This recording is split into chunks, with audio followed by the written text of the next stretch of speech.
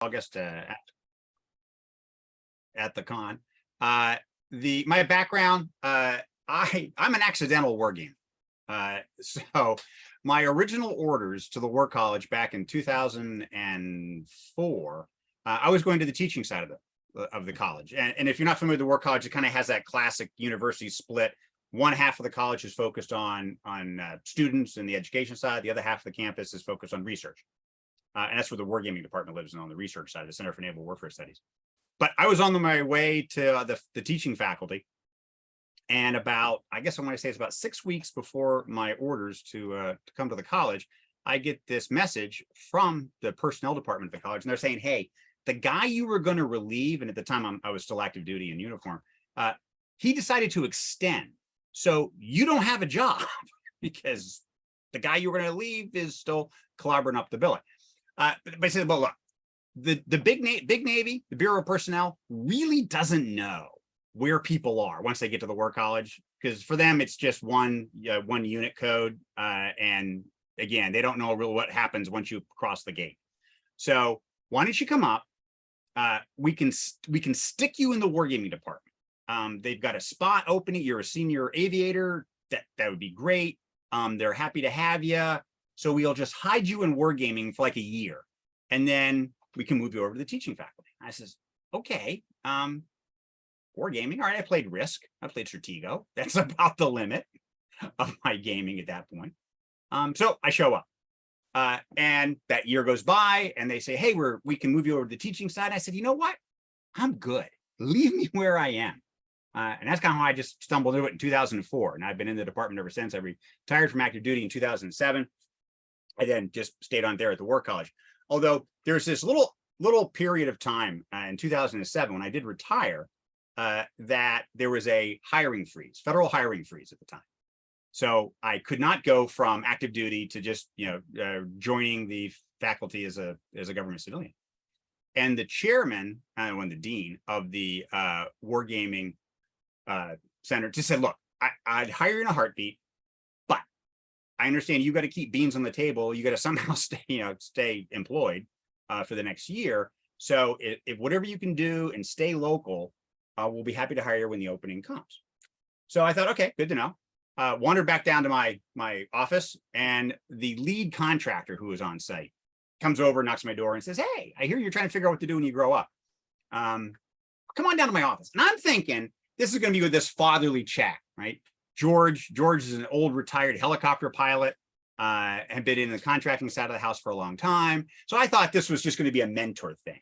So we go down there and we sit in his office. And so what are you looking to do? What are your priorities, kind of thing? We're just chatting. He's giving me little bits of advice. And he says, well, have you thought about how much money you'd need to make for all of this to make sense? And I said, yeah, I did the back of the envelope stuff, the spreadsheet. And so I told him the number I was looking at. And he goes, okay, we can do that. It's like, wait, what? Oh, crap, this was a job interview. And I just blew the salary part because I would have gone higher. But I got hired on for that period. And again, the idea was do that for a year, apply to the government position. When the hiring freeze was over, then off we go. But in that year, because the college hadn't anticipated bringing on another contractor in that period, there was only a little bit of college funding for additional wargaming work out of me. But at this time, across the country in Redmond, the senior vice president for legal affairs at Microsoft has just lost a case, an anti-monopoly suit in the EU. Shocked Microsoft. Microsoft, a little bit of an arrogant organization when it comes to their legal department. And they were thinking, come on, this is going to be a no-brainer. We'll just, or whatever, we'll go through the motions here, but we're going to win the suit. And they lose. So this sends Brad Smith, who's currently now the president of Microsoft, and he's wondering what to do. And he remembers he's reading a book at that time, War Plan Orange by Ed Miller. He goes, you know what? We need some war game. That's what we need. So he turns to his poor executive assistant and says, go find me a war game. Nicole doesn't know what to do. So we joke, she couldn't Google it because she's at Microsoft. She has to use Bing. So she Bings it. And it comes up with the Naval War College because, again, we've been doing it since 1887. And so they reach out to the War College and they get a hold of my old military boss there. And of course, he can't help them. The college can't help them. They're a private corporation, so they really can't make use of government facilities. But they said, well, there's a guy. He just retired, and he's kind of in between things, and he's with a contractor, so maybe he can help you. They get a hold of me, and next thing you know, I'm out doing wargaming for Microsoft. So I spent a stint kind of looking at wargaming through the business lens, and how do you apply the principles of that people making decisions in a competitive environment within a business context. So I did that for a bit for Microsoft. Also had some opportunity to do that with General Electric for a time. So that kind of gave me some of that perspective on gaming applied in the business side of the house. Then, fast forward, I'm working on a kind of a Habitat for Humanity project. And I'm just talking to the guy next to me as we're tearing out a sink out of an old bathroom. And he's like, hey, what do you do? Oh, I'm at Hasbro. Oh, what do you do? Oh, I'm at the wargaming, just war college stuff. He goes, oh, really? Tell me more about wargaming. And I was like, well, tell me more about commercial gaming. So we trade stories, and next thing you know, I'm doing consulting work for Hasbro. And so I got to see so I've got this triangle going in terms of gaming through a business lens to do it for competitive business purposes, gaming in the classic, kind of entertainment perspectives from a Hasbro board gaming side of the house. I did board gaming and toys for a bit for Hasbro. And then the classic wargaming for the government, because eventually we joked the war college, they had a car wash, they did a big sale, they scraped some money together, and they hired me back. So which is where most of my time now is spent, is at the wargaming department, or I do primarily game design and adjudication. That's kind of my niche within the organization. And so, yeah, so that's kind of how I came into this. Been doing it now since 2004. So it's 19 years and whacking at it. And in that time, I've been able to kind of leverage all three different perspectives. And probably one of the biggest things that all of that reinforced. And I always just, we kind of tell ourselves this, that games are games. Humans are playful creatures. And how we leverage that part of our brain and our genetics to whether it's to business purposes, entertainment purposes, or quote serious purposes, it's all a subset of game and play. And so there's huge amounts of overlap, intellectual overlap, in terms of how we look at problems when we're trying to design a game to get at something. So part of what I'll do then in August is, I'll kind of preview it here for you. I do a walking tour of the campus because the War College exists primarily you can trace the War College's development architecturally and its buildings and whatnot through wargaming, because it was the dominant instructional technique since 1887. The college was founded in 1884, and since 1887, wargaming has been, we just say it's like part of the curriculum. It's like, no, it was the curriculum. That's how the curriculum was taught, is via wargaming. So as a preview of the campus, and I think Harold, probably gonna need to, Harold, if you'd enable screen sharing for me.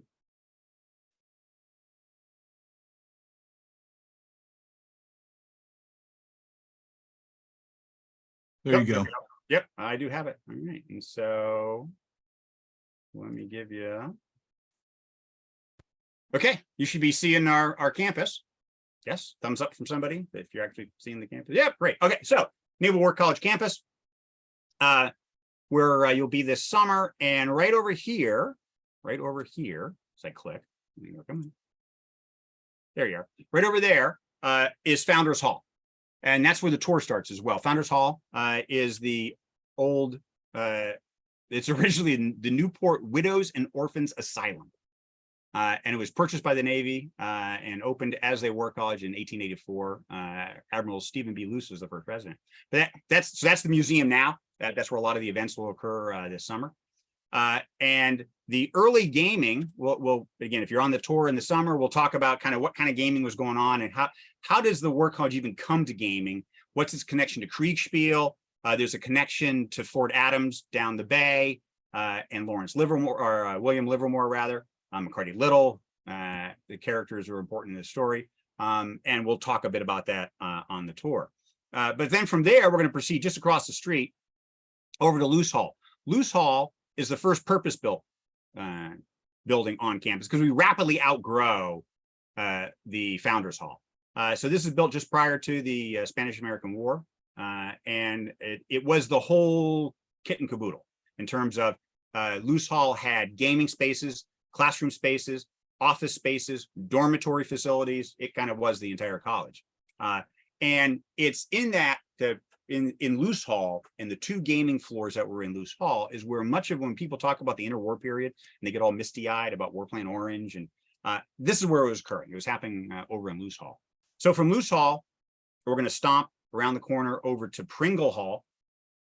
Pringle Hall looks structurally very much so the same as Luce Hall.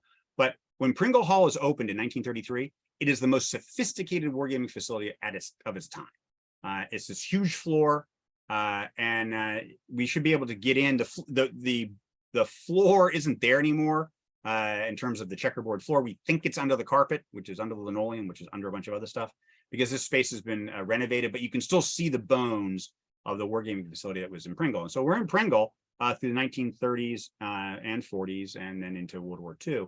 And so that's when our tour then will take us out to the backside of the campus where Sims Hall is. Sims Hall, it's an old barracks that the college acquires in 47 after the war. And it's going to have this interesting history and how the college uses it over the next 60 years. And it is in Luce Hall, or I'm sorry, in Sims Hall. Sims Hall's first is for overflow gaming, so to speak. The gaming floor there is actually still accessible. And it looks an awful lot like kind of like Pringle games until the 1950s, when along comes computer-based gaming. Okay, so this is the advent of NEWS, the Navy Electronic Warfare Simulation System, which is our big wargaming system. And that will reside over in Sims Hall through the Cold War. And then eventually we'll talk about, again, the history of computer gaming and how that changes both the student experience at the college as well as gaming's role in the fleet. And then from Sims Hall, we'll stomp on over to McCarty Little Hall. McCarty Little Hall is the newest facility on campus. It is the largest purpose-built wargaming facility for DoD at 110,000 square feet. We joke that the Marines are building a wargaming facility down in Quantico, and it's at 100,000 square feet. So it's like, we're still bigger. So I'm a Penn Stater. So between Penn State and Michigan, okay, we fight about who's got the biggest stadium, all right, and in terms of seating, all right, and because it changes as each of us modifies our stadiums, and the stadiums have grown, the Big House versus Beaver Stadium. Currently, they're a little bigger, so we're sensitive to that. So again, McCarty Little Hall is 110,000 square feet, and she is opened in 2000. Home for the Center of Naval Warfare Studies, and that's where all our gaming. That and Sims Hall, back building 4 that I talked about. Sims Hall, we dumped in about $12 million, and we've done a refit for Sims Hall, so that Sims is primarily our gaming facility, or I should say it's our primary we call it the high security gaming facility. So games at the top secret level and up are played over in Sims Hall, and our secret games and below can be played in McCarty Little Hall. So that's kind of the what popped up on campus where over the course, and you notice all of this is driven by wargaming and having the capacity to game bigger, to game more complex, and to game for higher and higher classification levels. So that's our lovely campus. And again, if you do the tour in August, I'll give you all the skeletons and all the stuff and where all the bodies are buried over the course of the college. So. That's part of it. College currently, it's a kind of a standard, we take students in August, they typically graduate in June. We do have what's called a rolling accessions program. So it's not just a spring class all the time. We do accessions in the fall and again in the winter type of thing. Students that come to us in the fall then just are here for about that August through June period and kick them out the door back to the fleet. If they come in the winter, then they have to summer over. And it's usually those students who then will get involved in advanced research projects and other activities during the course of the summer, since they gotta have something to do. Because we kind of go into a hiatus. Now, we say this is always kind of the joke. The teaching side goes into hiatus. The wargaming side, we're a 12-month-a-year organization. The wargaming department, just as we're sitting in the largest building, we have the largest standing staff. So our total staff, to include all my technicians and my enlisted support, runs about 120 personnel. So of the core gaming people, if you think of it, the core faculty is about 36 of which is pretty evenly divided. 1/3 contractor, 1/3 civilian, government civilians, and 1/3 active duty military. So because we've got the manpower, at any given time at the War College, we are programmed to do 8 major war games a year. At any given time, if you're kind of like you run your finger vertically through our event calendar, 6 games are ongoing. They're in some stage of either pre-game work, design, rehearsals, execution, or they're in post-game analysis. So at any given time, 6 things are kind of on the table. We try to get 8 within a calendar year. It's kind of what our mandate is. And like a lot of things, the Navy wants more. And we've said, well, there's a cost. So we're currently trying to expand our faculty numbers, because that's probably right now one of our biggest limiters. The building is a bit of a limiter, but because we expanded back into that old Sims hall and refurbed her, we do have a greater capacity again. But oftentimes what it boils down to is the humans. Our games are about a 6 to 9 month cradle to grave. From the time someone says, hey, I got a problem, to the time I'm handing you a report, it's about 9 months.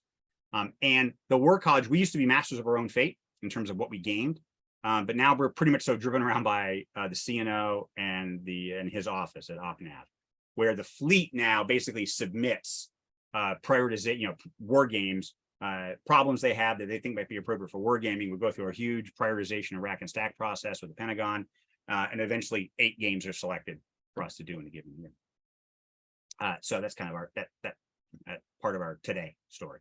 That wargaming part, the gaming, unfortunately, is not as strong as it was in our past. And now gaming, we're coming back to it. There was a period of time through the 1980s where gaming for students, it's not that it fell out of favor, but again, if you're at any institution where they keep adding requirements to your curriculum, but they don't want to take anything off, right? It's there's only so many classroom days, so many classroom hours that can be executed. So as they've added requirements, one of the things that kind of fell to the wayside for a variety of reasons, and we'll talk about that if you're up on campus during the tour, was the student-centered wargaming. The Center for Naval Warfare Studies, despite the fact that I'm there at the Naval War College, actually does very little student gaming. We game for the fleet. We game for the Pentagon. We game for fleet commanders. Obviously, U.S. Pacific Fleet is a huge consumer of our time. So that's kind of how it's been focused. But during the day, a little preview about the Warplan Orange side of the house. And if you Google me and Warplan Orange, you'll find either on Goose, the Georgetown University's website, they've got a talk I gave on Warplan Orange and the War College. There's one on Invicta, the history site as well, that you can hear me rattle on for 45 minutes about Warplan Orange. But the important part that I want to underscore for Warplan Orange is the idea that the college did not, they keep saying the Naval War College and Warplan Orange, and Nimitz's quote about how through wargaming, the Warwich band was gamed by so many people, so many different ways that nothing was a surprise. Yeah, kind of. Okay. We have Nimitz's speech recorded. He spoke to the students in 1960 and 1961. And he wrote a letter to the president of War Cabinet in 1965. That kind of has that sentiment, but it's been taken out of context from my viewpoint. And what I think Nimitz was trying to explain in terms of his wargaming experience. Now think about this. So Nimitz is the class of 1923. All right. So think about the Navy in 1923. Dreadnoughts, biplanes, submarines are finally coming up about as equal number of times as they go down. So it's not the Navy he's going to fight with 20 years later in 1943. Yet, when asked about his wargaming experience, Nimitz says, it was one of the most invaluable parts of my military training was my wargaming experience at the college. Yet the Navy he played with, little lead ships on the floor of, he would have been in Luce Hall, little lead ships on the floor of Luce Hall is not representative of the Navy he fought with in the Pacific. So it clearly wasn't about memorizing answers with dreadnoughts. And the rules he would know from hindsight, we know from hindsight, that some of the rules that we used in the 1920s and 30s when he was a student were wrong. Our rules got the Japanese long lance torpedo wrong. We got night fighting wrong. We got radar implementation wrong. We got Japanese naval aviation wrong. We assumed they just mirror image us. And they had a very different approach. Okay, we got submarine employment wrong. We got the vague outlines of amphibious warfare about right, but a lot of things not so much. Yet Nimitz doesn't say, my wargaming was irrelevant because it was old, and in hindsight, it had a lot of things wrong about the Japanese. By the way, nobody jumps up and down about War Plan Black. War Plan Black? Yeah, exactly. Well, what, War Plan Black? Yeah, War Plan Black would have been the war plan for Germany. Okay, and the color, right? And the color coding system, orange was for Japan, black's for Germany, red was the UK, other colors for other countries. And the War Plan Black had us fighting the Germans in the Caribbean, right? It had nothing that looked like Battle of the Atlantic. It had no real considerations in terms of the submarine warfare that ends up being the dominant feature of the Atlantic. So no one runs around going, "Ooh, we got War Plan Black." But because we happen to get War Plan Orange, broadly speaking, quote unquote, right in hindsight, that's what everybody beats on about. But in truth, Nimitz didn't see the value of wargaming for the explicit representation of the enemy. It gave him a mental toolkit. It built for Nimitz and his staff. And as a matter of fact, all flag officers but one had been a graduate of the War College at the outbreak of the war, had a common understanding of things that didn't change: geography, the challenge of logistics, the tyranny of distance. These were all things that they would have had to wrestle with in the games, and whether they were playing with dreadnoughts or the Missouri-class battleship, it didn't matter. Whether they had Langley or eventually got to Yorktown and Enterprise in terms of air power, it didn't matter. It was that planner's rhythm of trying to understand what were the relevant pieces parts that I had to consider when looking at the threat before me. So while there are things that we know that the games didn't cover over the course of the interwar period, we played about 318 games in the course of that time period. And there's some things that popped up that didn't get covered in games. There are things we gamed that didn't manifest in the war. We gamed a lot about the Panama Canal, okay? And was no real threat to the Panama Canal, but we gamed that, all right? Because it was all about giving the students an opportunity to use a technique, wargaming, to gain that appreciation for how to think, not memorize the right answer. And that's the power of gaming, and it continues to be. We emphasize the fact that there's kind of this hue and cry right now that we need more models and simulations in wargaming. We need more accurate, realistic, validated data on the enemy to be able to wargame. It's like, no, we don't.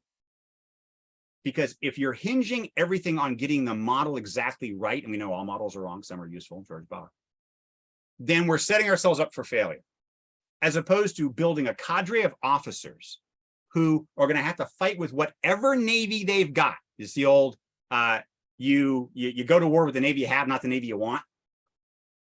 So if I'm going to build a cadre of officers who can work with whatever we end up acquiring, and I get the Navy's hand wringing, especially when we do stuff for the Chief of Naval Operations, because remember that when we buy stuff for a Navy, we buy it with the intent of holding on it for 30 to 50 years, and we spend billions of dollars to acquire it, right? Typically aircraft carriers, right? So you really want to have this hope that you got it right. And how do I know I got it right? Well, let's do some wargaming. It's like, okay, I understand the desire to have a tool to help inform decisions about fleet acquisition and future force design. But by and large, I keep looking to the student side of things. And quite frankly, the admirals that we work with now, probability, just statistically, given how old they are and how senior they are, that when the next war breaks out, most of them will be retired, rocking chairs, applesauce at home. They're not going to be the ones fighting the fight. It's my 04s and 05s today who are students who are going to have to fight the fight with the kit they got.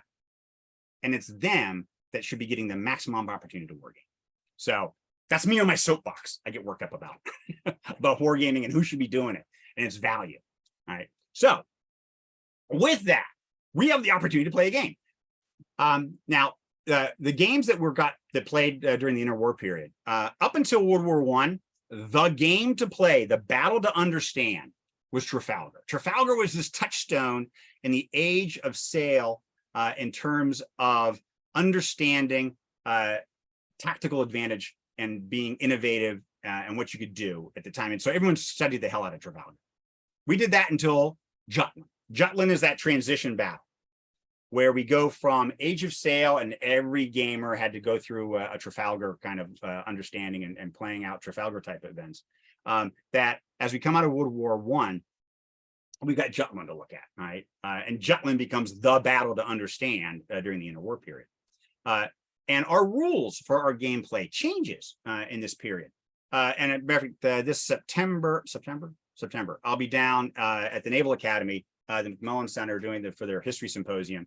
And I'll be part of a panel. We're going to be talking about how my part of the talk is how wargaming rules changed over time and why, and what impact that kind of had on tactical and strategic thinking.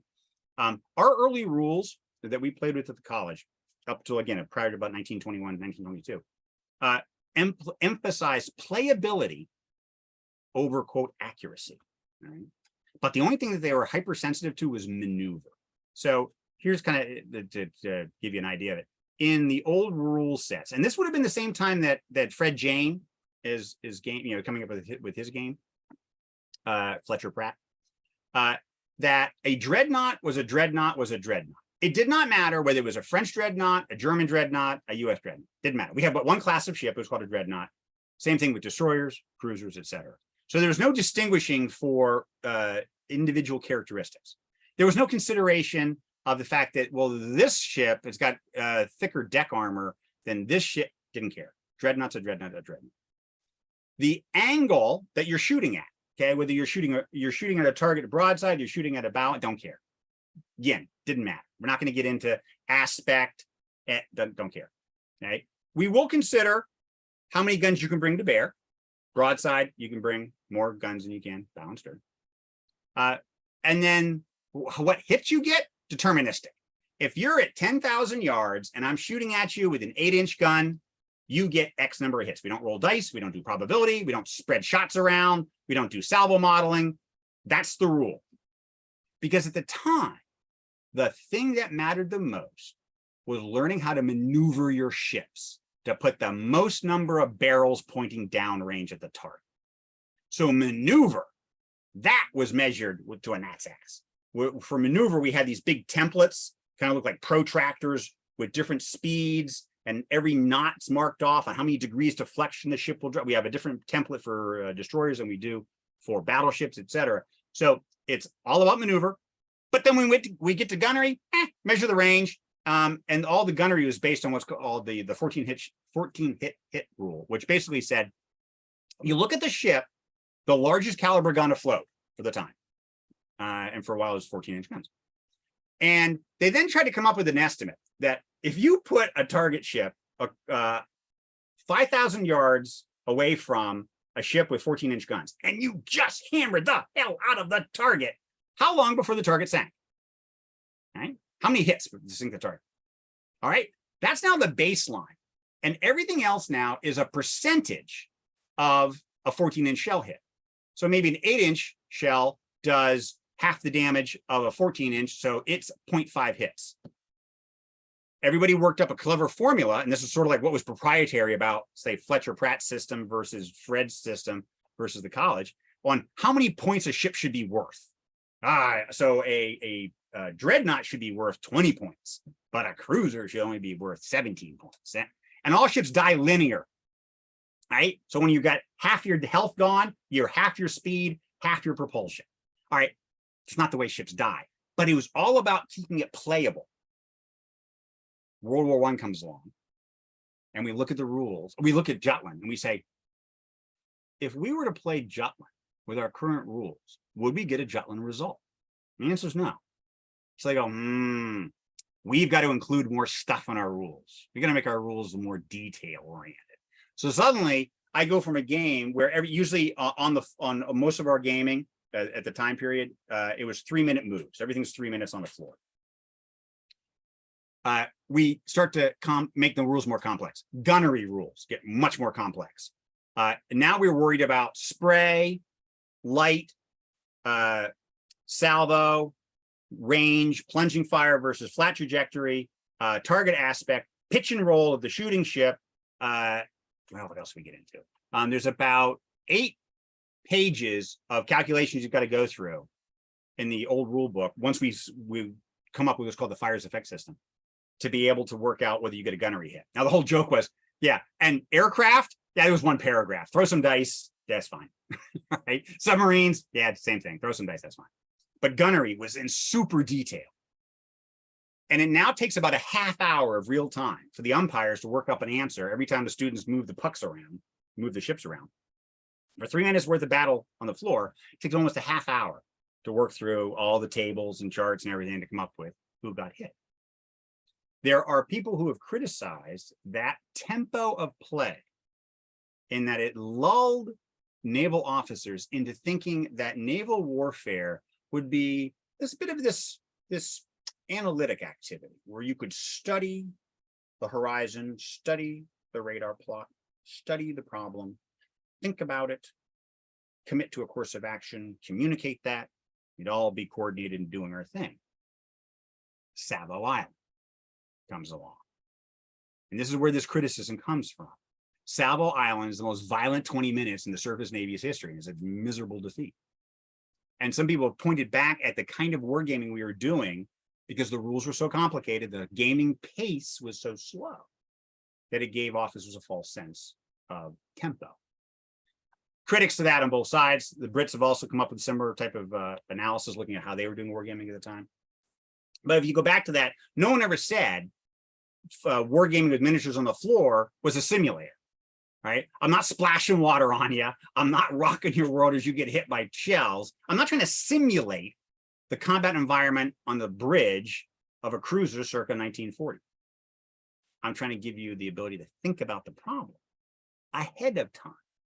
So you've built those habits of mind that might help you to survive when you actually run into it for real. So gaming has always been that balance. And of course, then it comes on with the computers, and I'll talk about that on the tour, about how computers changes, not necessarily for the better, our perspectives on how rules should work within wargaming. But so with Trafalgar, we designed an easy online game, simplified, all right? We're kind of more of a simplification perspective. And we can play here a handful of rounds. Gameplay is pretty quick. So here's how it's going to work, though, since I know who's going to be here. If you're interested right now in playing the Trafalgar game, active, you'll be put as the captain of a frigate in the 1800s. What I want you to do is go to the chat and just stick in your name and last initial. And then I'm going to pull that off, build the roster. We'll take a 10-minute break so people can recharge drinks and whatnot.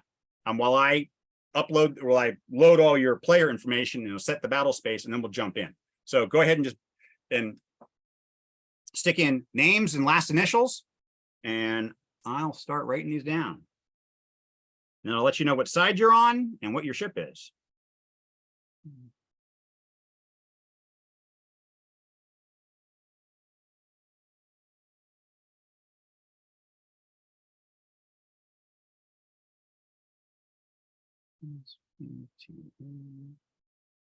And I'll call out the names, make sure I didn't miss anybody.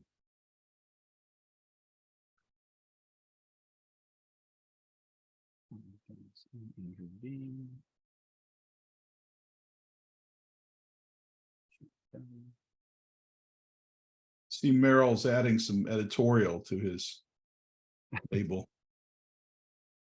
Oh, and there's a question about, is this for now or at the con? This is just for right now. We're gonna play a quick online game here. So you did. Yeah, yeah, Merrill. R and M and Jason W. Edgar, just here to watch, is the worst name of any ship captain in history. All right, so the rules for this game here, just in case you're running, I didn't look at the video, I don't know how to play. This is super simple. You're going to make 3 decisions each round. All right, you're going to be looking at a map. So instead of my face, you're going to see the battle map with all the ships. And I'm going to send you a link to a form, which is basically your orders. Okay, you're going to make 3 decisions each round, whether or not to turn your ship. Okay, and your choices are steam straight ahead, 45 port, 45 starboard. So you make that choice. Then how far you go. The maximum move, it's kind of a checkerboard kind of thing, so it's like a chessboard, is going to be 3 squares, but it's going to depend on where the wind's blowing from. And you'll see a little wind indicator, right? Because this is ships to sail, right? So basically, if the wind is somewhere abaft the beam position behind you to some degree, you're going to be able to move 2, 3 squares. As the wind comes around, because the wind will shift during the course of play. If the wind comes around onto the beam, now you're looking at 2-ish. If it starts to come into the off the bow, port or starboard side, looking at 1. And if it's right in your face, you're not going to move at all. But don't worry, you can put in as your helmsman knows, right? So you can put in, I think I want to move 3, but if the wind says, well, actually, your limit is 2, your ship is only going to go ahead 2. So how far you turn? 45 left, right, straight ahead. How far you go? And then which side of your ship you want your gunners to load the guns for. Your crew isn't big enough to man all guns on both sides of your frigate at the same time and shooting both to the port and to the starboard. So you're going to pick. You're going to say, well, based on where I am in the map, I'm going to turn. I'm going to come around the corner here. And I think then that the enemy should be about there. So I want to man up the starboard guns. Starboard guns.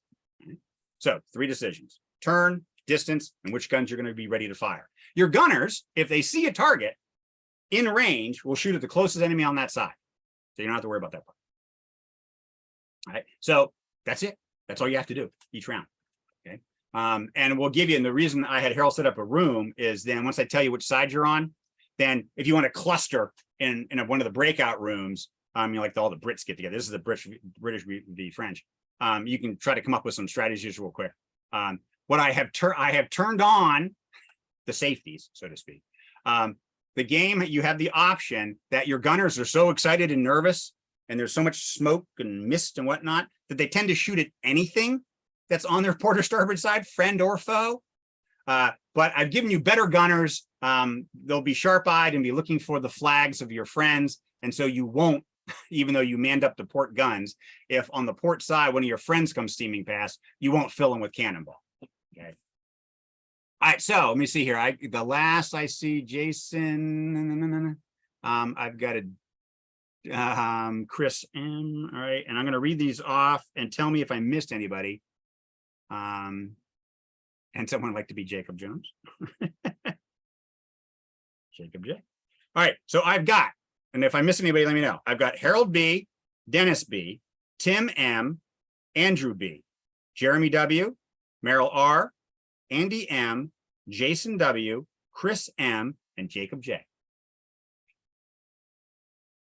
All good. All right. 1, 2. Chris M may be a double. I added that to.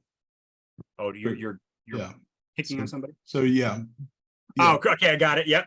I saw that. Chris M is okay. So we'll just go with Chris M. And okay. All right. So time now. It's about 1/4 till. Give me about 10 minutes to load up all your names into the system. And when you return, it's a good time to get a drink or whatever. There should be a battle map up, and I'll let you know who's got what ship. Pete, I 17. So, all right. So here are your fleet assignments. Who's on what side? So stand by everything. I need to pull the roster back up. All right. So on the French side, in the oh, hang on, fix the name. You're in the Alliance, not the Ajax. Okay, in the Alliance is Harold B. So what's important to remember is A. All right, your ship starts with an A. The game, really all you have to do is when you talk about your ship, it's just the first letter that matters. So Harold B, A. Dennis B, Britannia. Even though it's a French ship. They captured a British ship, they didn't rename it. Tim M, you're in the Conqueror, so C. Andrew B in the Defiance, that's D. Jeremy W in the Endeavor, that's E. So we got a 5-ship squadron on the French side. So again, Harold B has A, Dennis B has B, Tim M has C, Andrew B has D, and Jeremy W has E. On the British side, Merrill's got the formidable F, Andrew M, the Guardian G, Jason W, Hercules H, Chris M, Invincible I, and Kevin T, the Juniper J. Everybody got that? I'm assuming everybody got that. Okay. look over in the chat. You'll see from me at time 3:49 a link that says it's a Google form link. You're going to want to go to that form and either have that form available in another window, another tab on your Explorer. Some players like to put it on their phone, so they'll just because it's a pretty simple. It's a select, click, click, click, enter kind of thing. So you can actually do it on your phone pretty easily. That way they'll keep the computer, what we're looking at here, up because that's where the battle map's going to live, and then you can submit your orders via telephone or your smartphone, or have another tab open in Explorer. All right. So, but that's the link you're going to need to get to your move form, the move form. All right. I'm going to have you all do a test here in a second. Okay. So let me go back to my side of things here. Okay. I'm going to put up the battle map. Okay. I'm going to share a screen. It'll be the battle map. So this is where you'll come. And Harold's got the room set up that so for example, if you guys want to jump into the French breakout room, which Harold's going to turn back on again, as I see him looking down at his computer. There they are. Okay. So French, if you want to jump into the French breakout room, you should be able to jump in and out of the room. Should be. Doesn't always work exactly the way you think Zoom's going to work. But that's where you can get together real quick and talk. Understand though, that as soon as you go to the breakout room, you lose the map.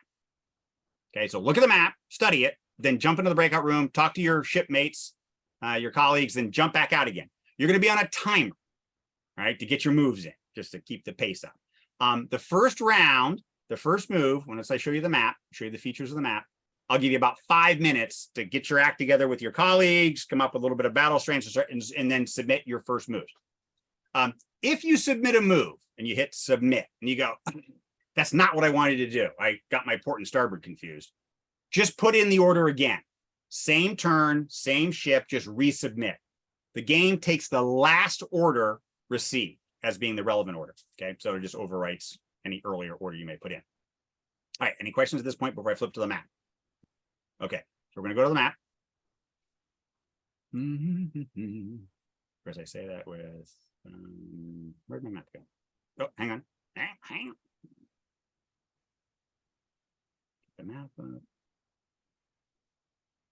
Okay, so now we'll share the map.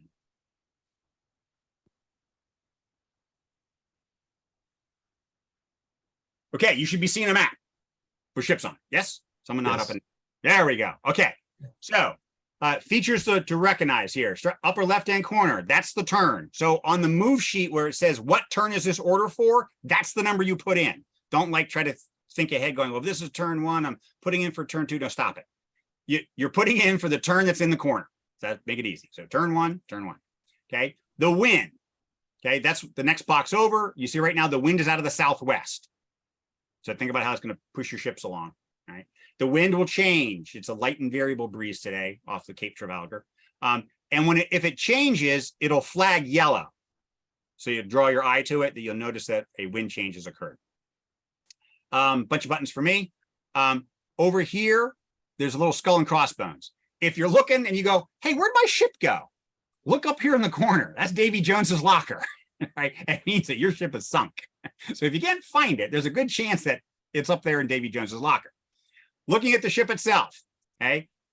You can see the letters in the upper right corners, A, B, C, D, E, F. So there's all your French ships coming at each other. And then over there on the other side, you got all the Brits. So the French ships have that blue chevron, leading blue chevron. And the British ships have a leading red chevron and the letters. The red bar underneath your ship is your health, okay? So as that bar gets shorter, you're dying.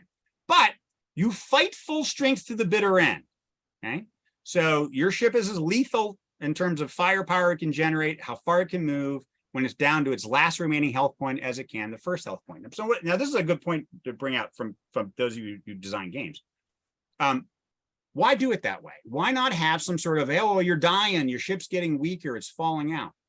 That was done purposefully for engagement purposes. I play this game with Academy midshipmen. All right. And anytime you game in the classroom, one of the things you have to be sensitive to is the disengaged player, because they've lost their ship, they've lost their squad, they've lost the ability to play the game. The game isn't a whole lot of fun if you're not playing it. So how do you maintain engagement up to the bitter end. And one way is this idea that I want your ship to be capable up to the end, because otherwise you get a positive reinforcement loop, which, while may being realistic, just means that as soon as you start to take damage, you're less capable, which means you tend to take more damage, which means you tend to get knocked out of the game faster. I don't want students knocked out of the game. I want them to play the bitter end. So that's a design consideration in this game, is that you will be just as lethal when you have 1 point of health as you do right now with 10 points of health, by the way. That's your 10 points of health is what you got. You inflict more damage the closer you are. So when you are basically 1 square away from your adversary, you're going to put 3 deterministic hits into it. There's no randomizing. If you're close enough and there's an enemy that's off your beam, remember these are frigates, so all you do is shoot off the beam. There's no shooting fore and aft. All right.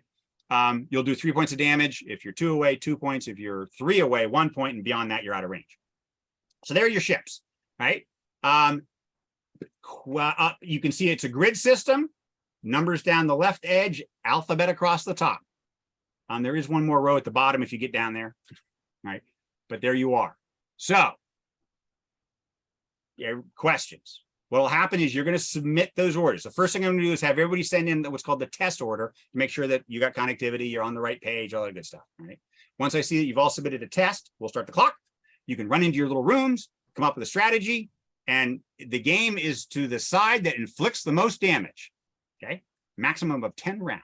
Let's see how you do. So the first thing we're going to do, go to that form that you pulled the link off of the chat and send me a test order. So when it says, what turn is this for? Say test. What you put after that, I don't care. It's just a test. Don't worry, that move isn't going to be used. So just send in the test.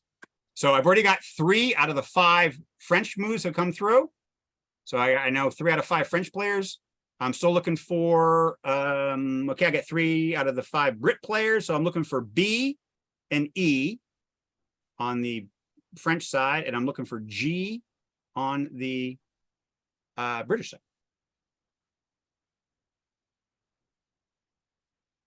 So that'd be Dennis B.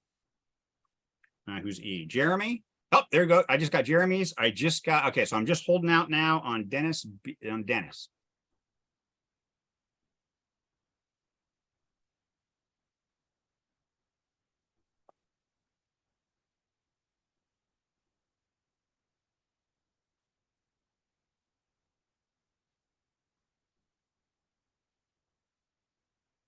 Dennis, any issues, problems?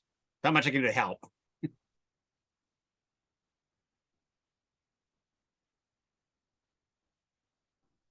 We still have Dennis.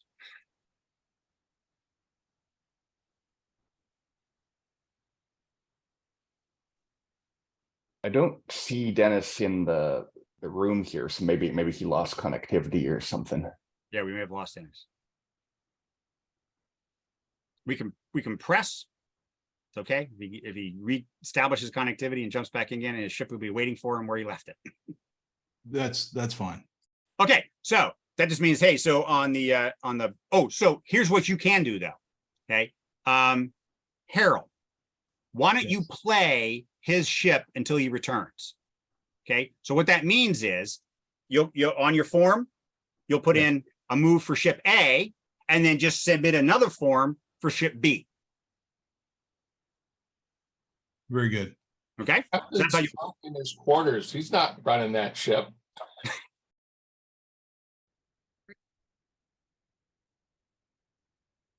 Okay, there's somebody.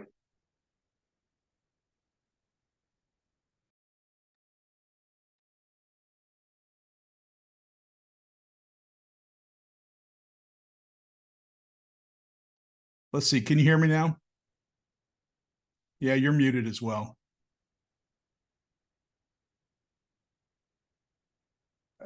Okay, now can you hear me? Yes. All right, excellent. Where is everybody? They're all in the main room. So how did I get here? Well, it's a good question. You should have a blue button that says leave the room. All right, hit that one. All right, yeah, hit that one and we'll meet in the other room until we get going.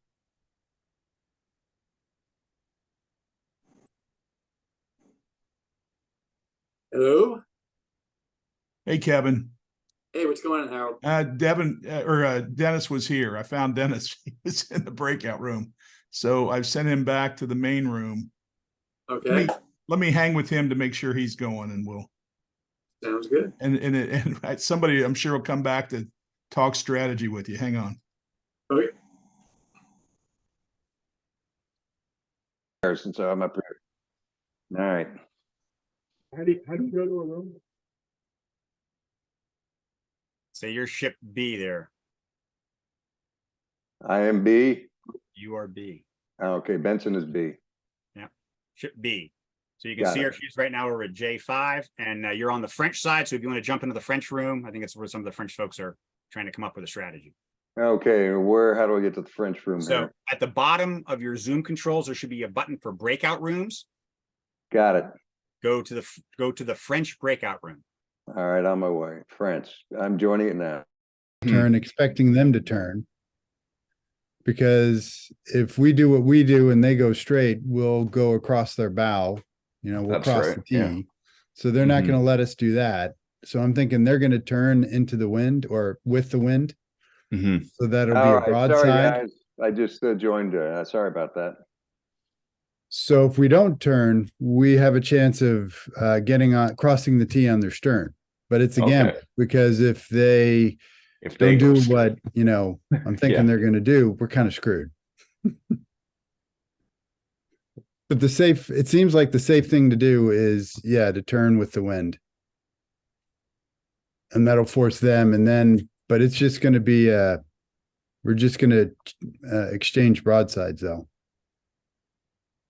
So port turn, starboard guns, move 3. That sounds Be good. the Now, expected move.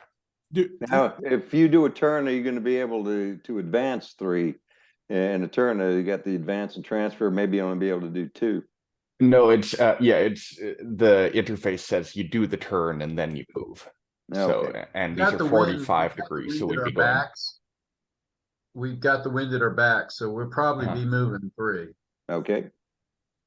So so it depends on how they measure it because, a ship of sail doesn't move as fast parallel with the wind. It moves faster when it reaches. Mm. So, but it depends on how nuanced they are. I can't tell if we're reaching right now or if we have to turn to reach. But anyway, it'll be 2 or 3 for sure. yeah, I'm Okay. lost without wooden pieces on the map, Jerry. Dennis, do you understand did you get the part on how to use the Google form?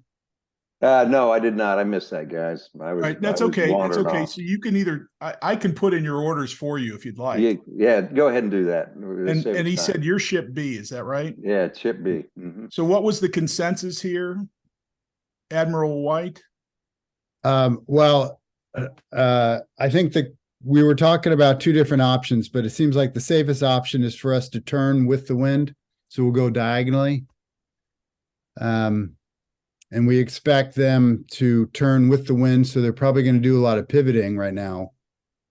But if we turn, then we're going to have a brief opportunity to cross the T with their bow because it takes 2 turns for them, right? Yeah. I think, Andrew, that's what we were talking about. So if we just go diagonally right now, they're going to have to meet that. So, yeah. So try to go as far as we can diagonally with the wind. Port? Yeah. Port 45 degrees and then Turn port, load starboard, move 3. Yeah. Okay. And all right. So, and then this captain, what are your orders for your gunners? Starboard cannons. Ready, starboard. Okay. So let's see. I just put my orders in. Dennis, I'll put yours in too then. Let's see. Absolutely. Turn 1. Your ship B. Is that what we said? That's correct. He B as in boy. Yeah. Yeah. Okay. 45 degrees. Move 3. Ready, starboard. Mine are in. All right. Our orders are in, guys. All right. And you've anticipated what you think he's going to do on the other side. I'm also assuming that none of you are spies. Oh, We had spies briefly come into this breakout. We room, did. so. Shoot them off though. mm, That's right. All right. I'll see you guys in the main Main room. room. So Yeah. Dennis, we're gonna hit that blue button again and head back to the, Leave this room, correct? yes, sir. All right.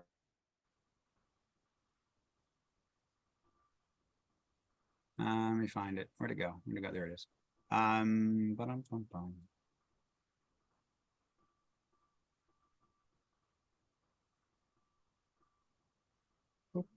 Okay, I just reposted the link. If you lost it for the send. Not seeing it. Yeah, there it goes. There we go. Yep. Thank So, and I saw some questions in the chat here for the first round. Your gun range is 3. Okay. And yeah, it's a grid, which means diagonals are funky, but yeah, yes. So it's 3 squares in any direction. Only, and so realize this, it is a checkerboard, right? Which means that you're only firing down rows, columns, or pure diagonals. There's no funky on the edge kind of shot. It doesn't work that way. Okay, so you're either again firing clean down that clean, like a bishop or a rook. It's kind of how your gunfire flies. So this is very simple. It doesn't really matter if you stand easy does not mean that your first salvo is better. No. Okay. Stand Let's easy, just the first because your load gunners. Yeah. Period. Yeah, because when we play with fratricide, you don't want those gunners shooting all the time because there's a good chance. But they're perfect targets. It's practice. Yeah.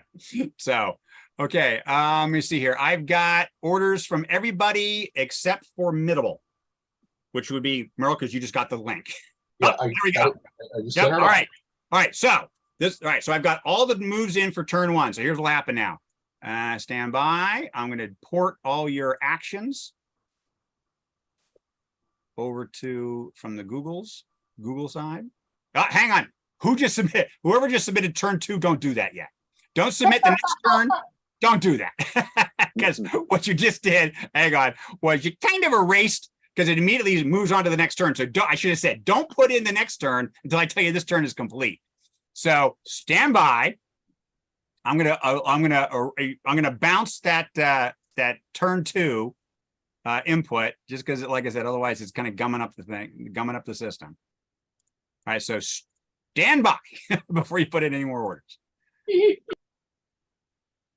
Okay, I've got still waiting on one French order and 3 British orders. But 10 seconds. Bring it on home. Which French are you waiting on? On the French side, oh, nope, French are all in. Good. Now I'm just waiting on the British orders. I'm waiting on F, G, and J. Formidable, Guardian, and Juniper.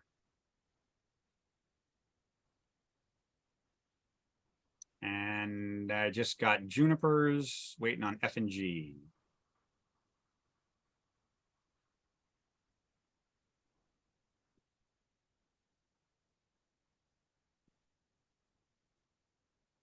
Yeah, I put this together during the pandemic, and that because we do this annually at the college, and in 2020 we couldn't do it annually at the college, and people are like, well, we're going to do something, aren't we? And it's like, well, no.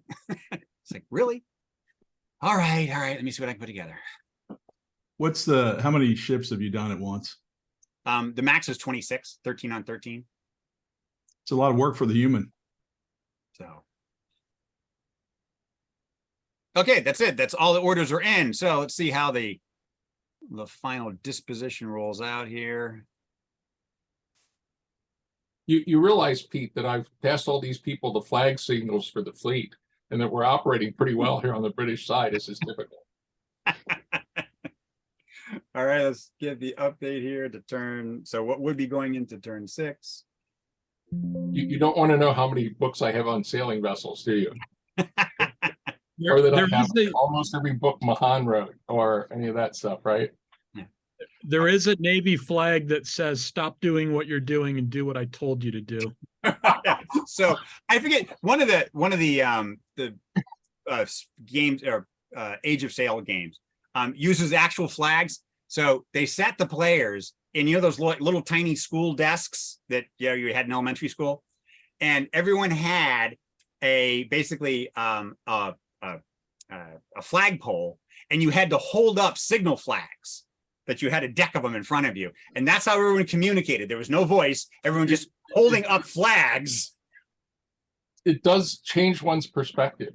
It's like we're doing an American Revolution game with our NSDM group, and they sort of got this thing that it's 6 weeks to 12 weeks to send a message to England. And it's like, oh, wait a minute. And it's 2 weeks by ship to go to the coastal cities for news, Right. from the other. And it blows their mind.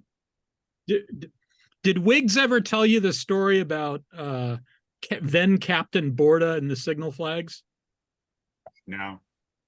Remind me to tell you when I'm up. Yeah. All right. So here's the scores. So it looked like, okay, so no one lost a ship. Everyone's ship took some degree of damage.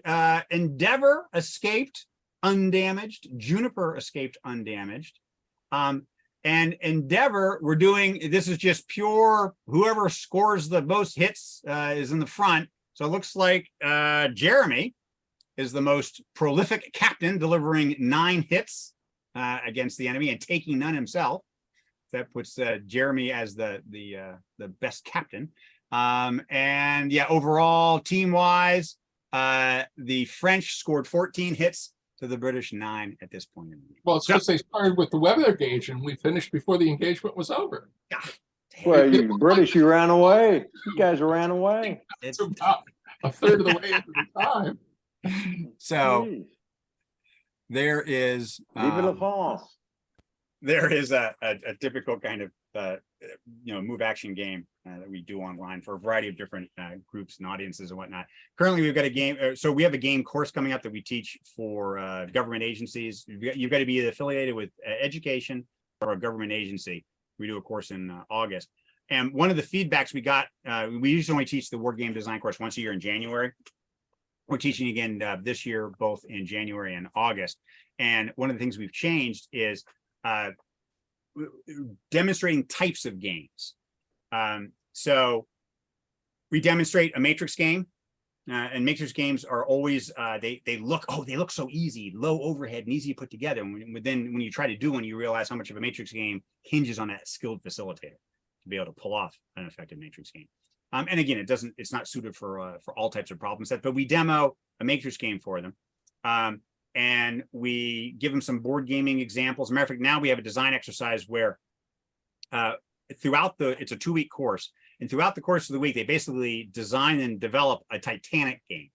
And I have them doing stuff with Titanic and vampires and zombies.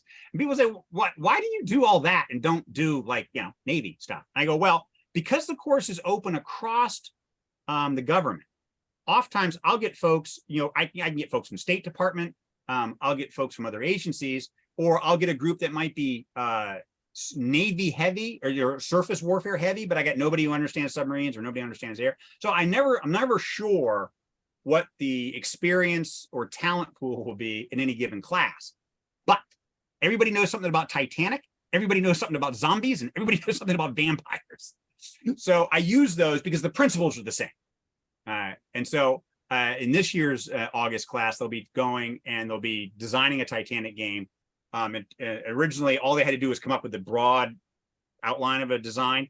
Now we make them make it. And over the course of the game, we get war game or game construction kits with blank maps and blank this and blank that and magic markers and dice and all sorts of arts and crafts crap. And then they suddenly discover, oh, it was easy to throw the idea on a whiteboard. It's a hell of a lot harder to manifest it with a playable rule set. So that's a change this year. And the other change is with wargaming. One of the things that we weren't demoing in terms of types of game was kind of that classic government, put people in different rooms, have them play over a computer environment. So we'll be doing that with this one coming up. We're not playing the Trafalgar game. We're actually playing a Battle of Midway game. That again, it's easy to play. It auto adjudicates. So it's appropriate for the course, but it checks a lot of the blocks in terms of what you have to think about when you put together one of these games where you're going to separate players and what's the communication elements between cells. Why are you separating players? Is that actually meeting a design and research requirement that you put them in different rooms, or can you just put all the blue team in one big room and not worry about it? Again, all things that we want people to think through and consider. One of the quote problems with the course is my experience. Remember, I gave you my background. So I tend to come at it when I talk about government gaming from an embarrassment of riches, right? I grew up in a huge facility with lots of space, lots of computer support, lots of money, lots of people.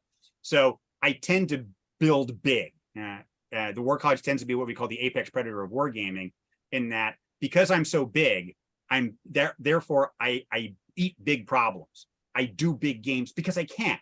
And that's not to disparage this. There's lots of organizations that can run much smaller games. Matter of fact, oftentimes we try to encourage people, look, if your game can be solved with a relatively small game, 10-person game kind of thing, single room, looking at it, an open adjudication type thing, then we recommend you don't come to us. We can do it.